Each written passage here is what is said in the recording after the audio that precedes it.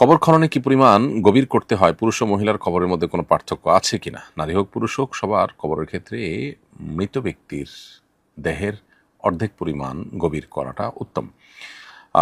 এর চেয়ে বেশি যদি করা যায় সেটা ভালো। অর্থাৎ লাশ যাতে কোনোভাবে যেন তেনভাবে উপরে উঠে না পড়ে, অসম্মান জনক কোনো কিছু না ঘটে, সেজন্য যতটুকু গভীর করা যায় ততই ভালো। তবে সাধারণত লাশের অর্ধেক পরিমাণ বা তার চাইতে একটু গভীর করলেই আপনার কবর খননের ক্ষেত্রে যে শরিয়া নির্দেশনা আছে সেটি আদায় হয়ে যাবে। বাবা প্রায় ১০ বছর পূর্বে পালের একটি নির্দিষ্ট ষাঁড় গরু কোরবানি দেওয়ার ইচ্ছা করেছিলেন, কিন্তু তখন গরুটি অসুস্থ থাকায় বিক্রয় করে দেওয়া হয়।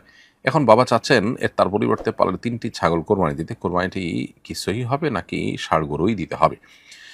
প্রিয় দর্শক, কোরবানির পশু কেনার পর অথবা কোনো নির্দিষ্ট পশু কোরবানি দেওয়ার ইচ্ছা করার পর কোনো কারণে সেটা বিক্রি করা হলো, পরিবর্তন করা হলো, এটা জায়েজ আছে। এবং তার স্থলে অন্য আরেকটা পশু কিনে কোরবানি দেওয়া জায়েজ আছে।